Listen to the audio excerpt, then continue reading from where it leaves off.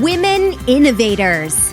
Interviews with women with big messages and big missions, sharing their stories to inspire you to live your passion and step up to make the world a better place. Here's your host, Tammy Patzer. Hi, everyone. This is Tammy Patzer, and I'm excited because today I'm interviewing LaWanna Bradford. LaWanna is a serial entrepreneur and global leader in the strategic planning and performance management arena. She is a thought leader and business management consultant who applies strategic thinking and business management concepts to maximize efficiency and effectiveness and identify both business and life opportunities for improvement and growth. She is the COO of the Bradford Group, a commercial and investment mortgage brokerage, and the principal of the Bradford Group Consulting, a business management consulting firm. As a change agent, she leverages her 30-plus years of experience working with federal and private industries and small businesses to guide individuals toward achieving growth, understanding their market position, and increasing awareness of the customers they serve. And I could go on and on about you, LaWanna, but I really want to get into our conversation today. So welcome. Thank you so much for having me, Tammy. It's a pleasure to be here. I want to just tell everyone in the audience that I'm actually interviewing LaWanna for a book today, because she is an expert. So she is going to be featured in a book called Expert Profiles. So the cool thing is you're actually listening in on this conversation where we will be talking about what makes LaWanna the expert she is. So let's get started. So LaWanna, can you tell me a little bit more about how you got started as an entrepreneur? And you've been doing this for 30 plus years, so there must be something that you're doing right. So tell me about that adventure. Well, believe it or not, it all started with my introduction to Future Business Leaders of America in high school. And I just saw that there was so much opportunity, not only in owning your own business, but being a part of the economic solution to be an employer of individuals. And so that excited me.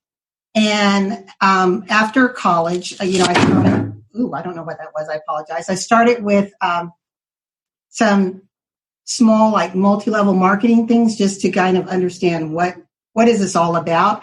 But then after getting my master's, I partnered with an individual and we opened up our first brick and mortar, which was a licensed sporting apparel store. And it was professional licensing. So all of your professional level sports as well as collegiate sports. And that exposed me to all nuances of business, from understanding how to negotiate your leases, building build-outs and buying, understanding the trends in your industry, et cetera. So that, for me, gave me more experience than any book, any classroom could ever give me. And I think that's where I was really bitten with the entrepreneurial bug and the idea of being creative and really creating things from, just from my own idea set, not picking up something that someone else has. And so that was the first business, and then went into business management consulting, as well as down the road after leaving corporate, I joined my brother in the mortgage industry. And I only came on board actually just to help him with some of his compliance guidelines and training the staff. And I realized, wow, this is another industry. Let me learn about this. How can I become a part of it? And so we talked about what that would be. I bought into the company. When the market started to spiral down, he bailed. I stayed and survived the 2008 downturn. And everything else is history. So I think it's just a natural fit for me. I even in my professional lane, I've always been in an internal consultant advisory role. And so that, I think that continued to feed and foster that entrepreneurial bug of being creative and innovative and finding solutions, because I consider myself a change agent. Wow. It's interesting how when you said, your brother started that business, and when things got tough, he said, okay, see ya. But you hunkered down and you survived that. That says a lot when you think about that. Tells you that you have this solid foundation. And even in your adventure since high school, you talked about how you saw that being an entrepreneur was a way better experience than being an employee. And I think that right now we're in this time of economic challenge, let's call them challenges for people, or economic opportunities for people. How do you see this unfolding right now for people? With all of your experience, what do you see happening for the people today? Well, I think there's two lanes. So you have those that are employed and those that are entrepreneurs. And I think, based on everything that we see, the projections look pretty bleak for those that are small and mid-sized businesses, even big businesses. I mean, if you've shut down the economy and you've cut off people's means to go out and buy in, and commerce among themselves, it's going to have a crippling effect across the board. So though individuals may not be directly impacted, there is an indirect ramification to what's happening. So those that are employed, we see the numbers right now. It's projected to be 40 million unemployed, 40 million. And all the gains that we made over the last 12, 15 years, they're washed away by this. So one of the things that I tell individuals is, though life has happened, because life is always going to happen, no job is ever, but you do have a creative genius that's within you. So what can you do to market your skills, abilities in a unique way? Also looking at the resources that, how can you leverage those opportunities to help secure yourself and feed your family? That's what it's about. It's about survival. The other thing is, on the entrepreneurial side, this is a huge opportunity to do business differently. Because if you believe that how you did business a month ago is going to be the way to do business once we come on the other side of COVID, you're grossly mistaken. So I just encourage individuals, pay attention to the markets, pay attention especially to your industry. What shifts are the major players making? And be ready to be in front of that wave. If you can't be in front of it, at least be willing to ride the crest of the wave, but don't stand and be overtaken by the wave. So you said a couple things that kind of are interesting to me. So before, I want to shift gears and just ask you this one question, and then I want to go back to talking about kind of the opportunities that you might be seeing. But with all of your experience, what would you say that your personal big superpower is that could help our listeners today? My superpower is I'm a strategist and an analyst. So, which means I'm always looking for the next move. I'm always positioning myself to find the opportunities, to find the stepping stones among the stumbling blocks. So my superpower is being able to assess the situation and predict what the next move may be and what my move should be. And I'm able to work collaboratively with individuals to help them see the same thing, because we hear the term strategy all the time. Oh, let's be strategic in our thinking. But that's not an innate skill. It actually requires ongoing application and refining that lens and how you look at life and how you look at business. And so I always caution individuals when they say, oh, I'm joining this seminar and they're going to teach me strategy. It's like, you don't learn strategy overnight. But the one skill set is understanding the environment that you're seated in. And when you can really understand that environment in your industry, then you sharpen your lens. And it helps you to basically have that flashlight, if you will, to know how to navigate the landmines that are there. Because right now, no matter what business you're in, there are a lot of landmines around us.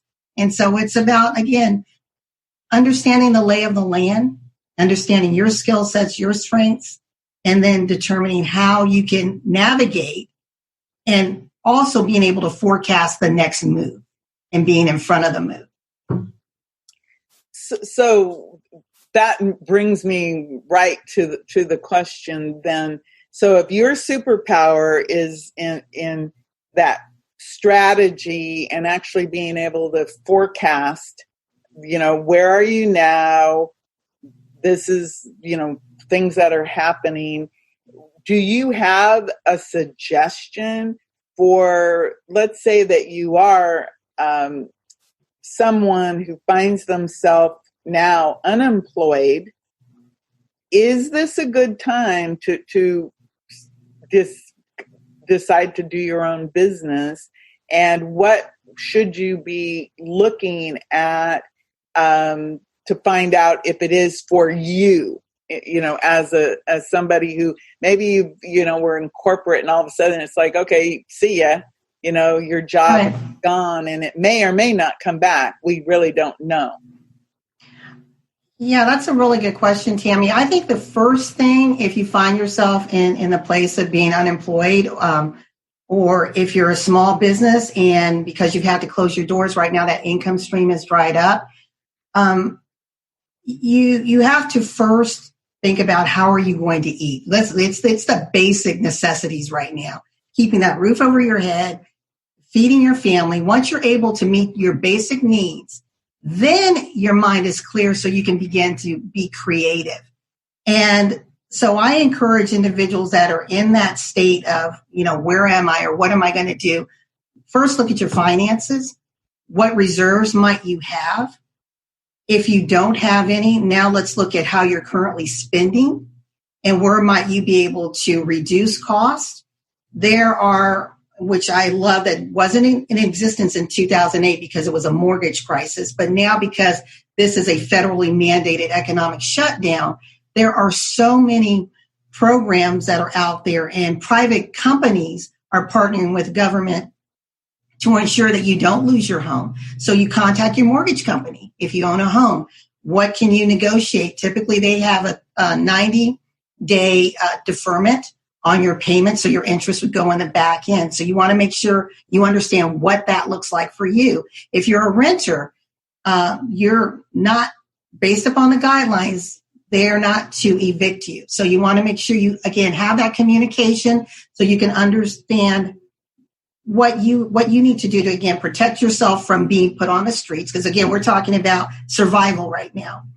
The second thing is there are programs out there to help you if you need for food supplies. I tell people, please put pride aside. That's everybody's in the same boat. You're not alone, so it's okay. The other thing, if you have credit cards, the federal government has lowered the interest rate. So either in your April and or May statement, you should see a reduction there. But if you find that you're unable to make that payment, talk to them. Again, they have deferment programs. Your vehicles, if you currently have car payments, they have deferment programs. So there's a lot out there. So instead of panicking, take the time, pull out your bills, see what has to be paid, see where you can cut costs, pick up the phone, have that real live dialogue, work with your providers of your services, and get yourself in a comfortable position. So then, Tammy, like you were saying, if I want to think about doing my own business, now I have the clarity of thought to be strategic in planning based upon my skills, talents, and interests rather than reacting and hoping that a shotgun approach is going to work.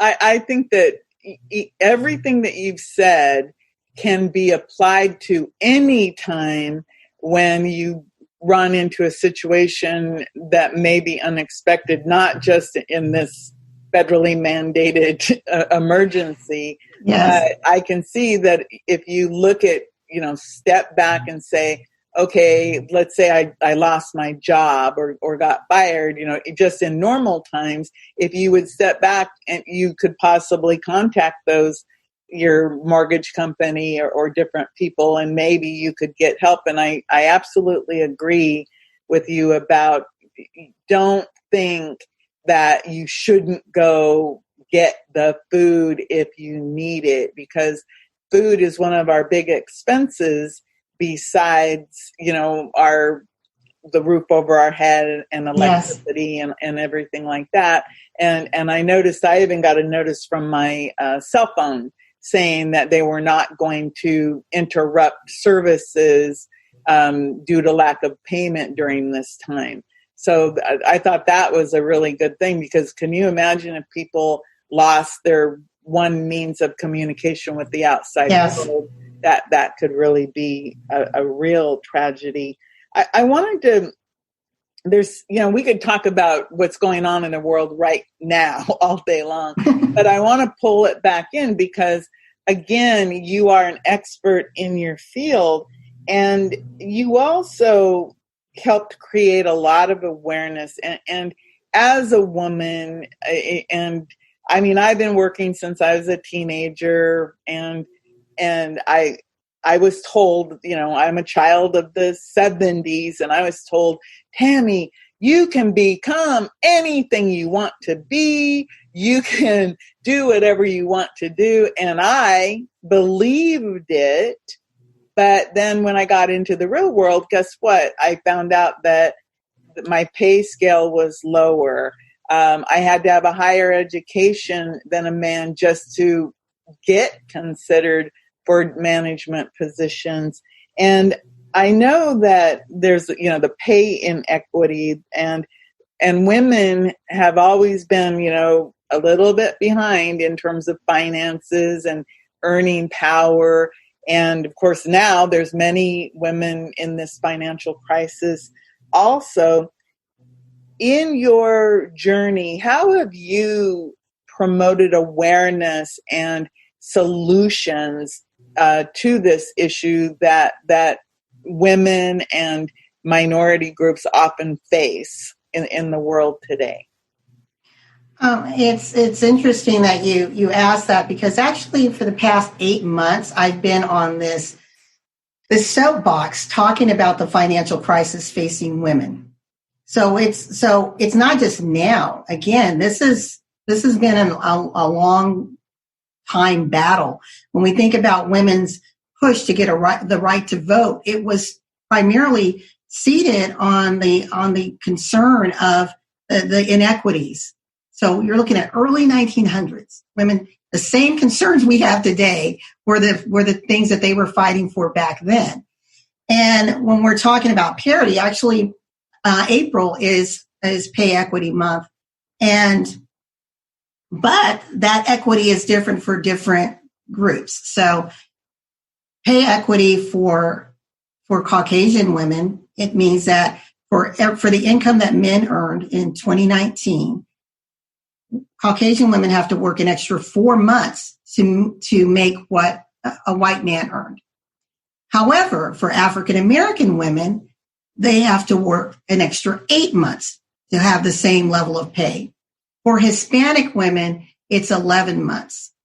So when you're looking at how long it's going to take for equity to even come to bear, it's almost 200 years from now, believe it or not, for Hispanic women. And it's 55 years for Caucasian women. So it's so unfair. But what we as women have to do across the board, I'm just talking about what's happening in the U.S., but in all nations, is it's important to continue to raise our voice, to spotlight the issue, that when we are in positions of leadership and we can hire ourselves, then we need to do so. I think also the opportunity in being an entrepreneur, it enables you to also be an employer, and establishing those platforms to allow women to rise higher than they may have been able to in other companies. So I hope I'm answering your question. Well, it's, let's just say that is startling.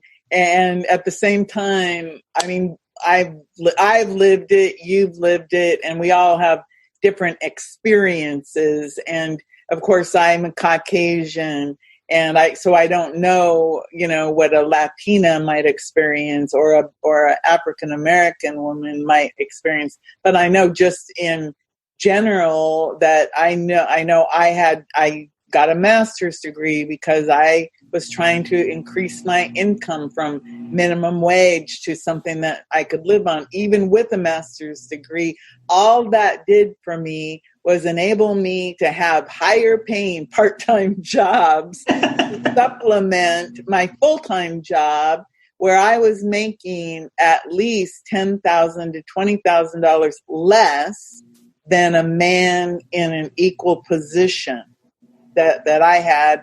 And I was a managing editor for a newspaper, and my counterpart, a man, made more money than I did, even though our responsibilities were the same. And I think I even managed more people than he did. So I'm very much aware of all of those.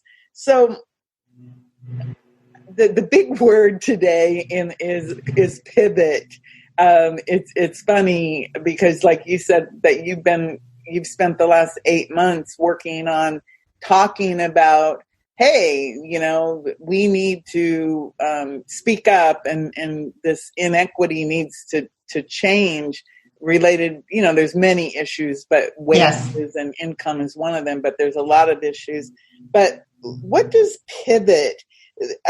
People are saying, pivot. One person, it's pivot or perish, and I'm going, no, I don't like that. I like pivot to profit, to tell you the truth. I like pivot to profit. So do you have any examples? What have you had to do to pivot your business in 2020? Sure. And for me, the term, I don't typically use the term pivot because that means literally shifting and changing direction. And again, from a strategic lens, if I have a goal and I'm saying my eye is set on that prize, and if I turn directions, then the goal is actually behind me. So the term and the phrase that I use a lot is repositioning to remain relevant. So what I've done, and this is a very recent example, when the stimulus package came out and there were shifts and the Fed adjusted the rates. Obviously, there's an impact on the mortgage side, and I thought, oh, great! Now we're going to have lower interest rates, and we can help people to move forward in their refinances and their purchases, etc. So I thought this is a good thing for us. But 2 weeks later, the market volatility just exploded. And what it did, it caused the lenders to become very fearful and conservative in their lending. And so what was an opportunity, so I thought, now became a risk and a threat to our business, where the lenders were, and they still are relooking their portfolios, adjusting the qualifying guidelines, making it more stringent. Why they're doing that? Because they know people are going to be unemployed. They are afraid people are going to end up defaulting on the loans. So they want to minimize their exposure, even though they are being, quote unquote, bailed out again. And the money is that I can go down on a whole nother vent on that bandwagon.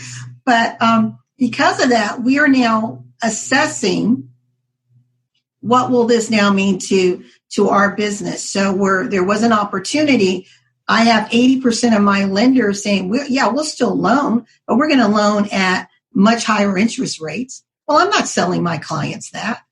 That's just not how we do business. Our motto is making a difference. So we're now looking at different partner relationships to see how we might be able to continue to provide our mortgage services.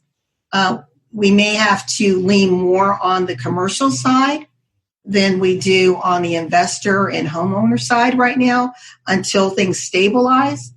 But that's an example of where we are repositioning to remain relevant, because I believe if we as a business, as a mortgage business, survive the biggest mortgage economic downturn in the history of the U.S. in 2007, 2008, we will survive this. It's not a matter of if, we will, because that was all driven by the mortgage and the big banks and how things were being bought and sold on the market. But it's about us pausing, being strategic, and also keeping that communication line open with our clients and informing and educating them. Because if I can't service you right now from a product standpoint, I can service you by providing you with free education and knowledge so that you can protect your most precious asset, which is your property.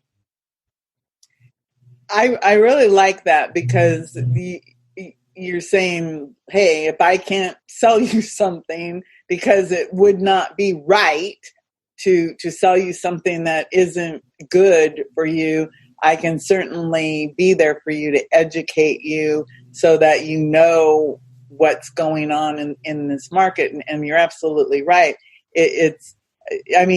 Just like the money that was supposed to come for small businesses, it sounds like most of it went for big business. And then all these little, big people are going, well, what am I going to do? So it's all a kind of a blur of what is real and what's smoke and mirrors with all of this, because you're right. They said, oh, it's going to be a 0.5% or something. And then all of a sudden it was 1 or 2%. So they just kept, it was almost, they were rolling the dice. So, let's do that. Like Jumanji or something. Roll the dice and see, well, what do we tell them today? And everybody's like, they don't know what to believe. Like I applied for the small business loan, where they said, oh, you're going to get $10,000. Oh, yeah, with the SBA. Of a grant. And I was like, well, that would be really useful, because then I could make sure that I can pay all of the different things that I have to pay. And that would help me. And then, oh no, it's only going to be $1,000, maybe, if you get it per employee. So now it's like, okay, I applied, but I'm not holding my breath for any help at this point. I'm just, moving on, trying to provide my services in the best way I can. And I wanted to ask you, again, with success, because and you actually answered it, I think, in a way, because for me, someone who's successful is somebody who's helping other people. You're an educator and an advocate, and you are being strong, and you will be there no matter what for these people. So I wanted to ask you, what is your definition of success? And what, if you were to give an entrepreneur some advice, what would you say would be the most important thing that they could be doing to be successful? I think for me, success is giving your best in everything that you do. And when you do that, my dad would say, even the angels in heaven couldn't ask more for you. So whatever you have in your ability, in your capacity, and you're giving it your all, your heart is in it, then it will give you heart-like rewards. And I think that's what success is. I think it's when you are others before yourself, and being that person of service, whether it's in business and or in life. As far as what an entrepreneur would absolutely need, I think the most important thing is vision. Without vision, you're not an entrepreneur. You've just created a job for yourself. You're a business owner. But an entrepreneur is a visionary. That's a distinguishing difference. So you have to be able to have vision, and that vision is ongoing. It's not a one and done. You're always in that creative genius mode. It's ideas after ideas after ideas are flowing. There's so many ideas, you don't have time to do them, but you're just writing them down. It's like, I'm going to get to this. I'm going to get to this. So I think it's having that vision, and that's the fire that I think that keeps entrepreneurs going and reinventing and recreating themselves. I'm laughing as you're just talking about that, because I have more ideas now, and I'm just like, oh my God. And, and I literally do that, write it down. And I have some ideas now that are coming back around that I had 4 or 5 years ago. And they're like knocking on my window saying, Tammy, now's the time. And, because I maybe put them away, and they, and I have to admit, they're pretty darn good ideas. But it's like, okay, you've got the same 24 hours a day that everybody else has, and go, go, go. And, but I really do think you're right. Entrepreneurs do have this fire inside of them, and that vision of creating something that is so much bigger than themselves. And I want to go back to your superpower of being that strategic planner. And you talked about leveraging that strategic planning. What, if you were to describe it, is that an art? Is it a science? You said it was something that was innate. It's not innate. It's not innate. Not innate. Yeah, it's definitely it's a learned skill, unless you just have a gifting of that type of a sight. But I would say repeat the question, please. I apologize. So as a strategic planner, how does somebody develop that? Since I think you do have it innately, you meaning LaWanna, but it's somebody learning that, Sure. Is it an art? Yes. An art that of strategy. So it kind of, I think, leads me to ask you more the question of, how do you work with someone to help them create their strategic plans and implement them? I think that's really what my question really is how do you work with people?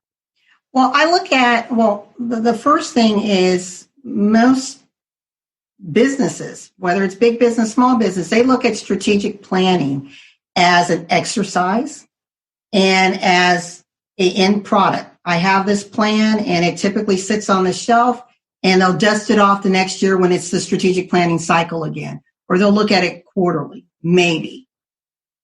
But when I say it's an art, what makes it an art, it becomes actually a part of you. It's the way you look at the world.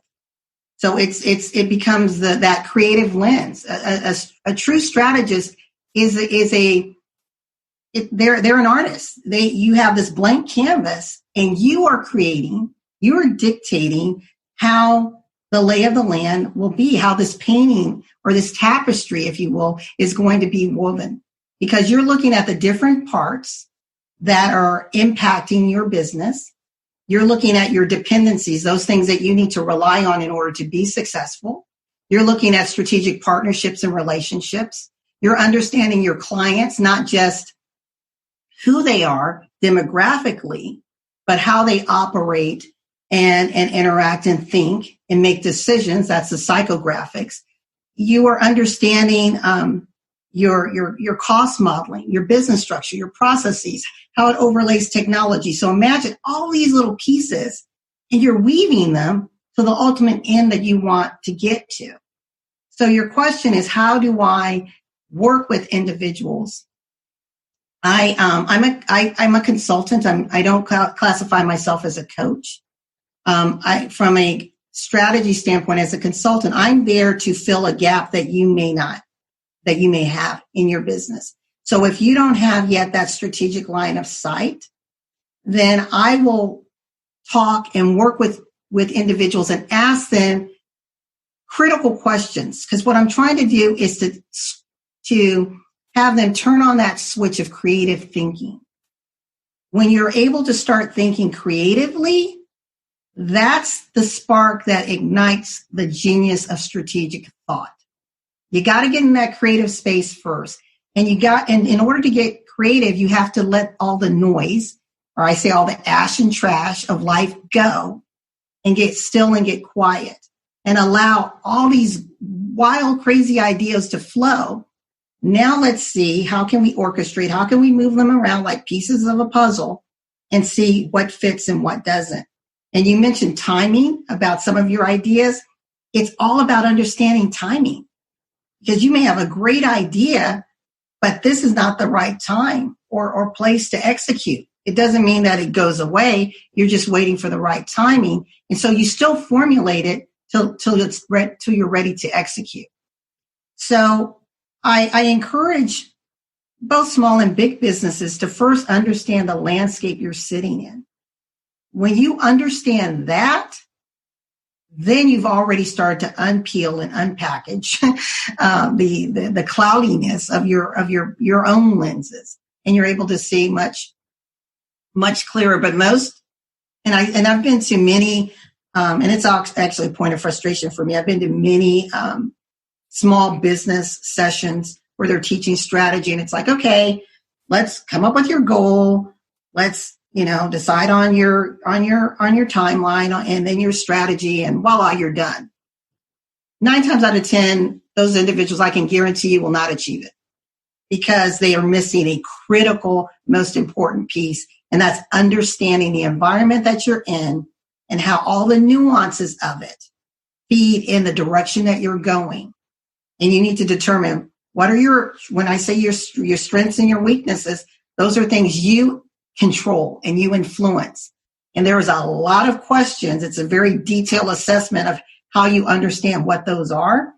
And then at the bottom of it is, what are those opportunities and threats? And those are things that are outside of your control that can impact your business negatively and or positively. So how, by understanding those, do you leverage the opportunities and mitigate the threats? So that's what I try to help them understand. But it's not a one and done. You don't take a class and instantly, wow, I'm this strategic genius. I've been blessed where I've been doing it for many industries, from satellite communications to Olympic Committee to transportation to public health, for 30 years. And so my sight is very sharpened, but I'm able to simplify it for every type of industry. And that's the brilliance of it. When you sharpen your strategic lens, you could do it in any lane all day long. And I think that is going to be the difference in those that thrive on the other side of COVID than those that don't, whether you are have a cleaning service or you're a big corporate providing digital products. The strategic landscape and lens is very key. Wow, that I think right there, you just brought in the whole meaning of 2020: clarity and focus, because that strategic lens and that clarity of what you're talking about, that's the vision that what you just said gave me. Because we laugh about 2020, 2020 vision and then 2020 hindsight. But when you think about exactly right now, the time is about stopping and focusing and seeing things. And then I really like the fact that you talk about that creativity that is part of that it isn't just this, oh yeah, let's set a goal and here's my goal, I want to help 1 million people achieve X, because if there's no creativity or passion in understanding the timing of all that, you probably wouldn't be able to achieve it. So I wanted to ask you one more thing. Of all of the things in your life, what is the thing that you think has shaped you and influenced you the most for your life and business? What shaped me the most actually isn't a thing, it's two people. And it's my mother and father. And my father has been my coach my entire life, and he still is. He's 89, and he's coached and guided me on business. And actually, he's a strategist, so I think I get that sort of naturally. But he said something to me. Both my parents said something to me when I graduated from high school, and they said, "This is our gift to you." So I guess kind of like, we're giving you this blessing. And I didn't understand it at that time. You're 17, you're like, but I want something physical and tangible. But it has been my anchor in both life and business. My dad said, find something in life that you love so much that you'd be willing to do it for free, and you'll never work a day in your life. My mother said that, let me back up a little bit with my father. When we think about, and you were asking me about individuals being unemployed right now or struggling.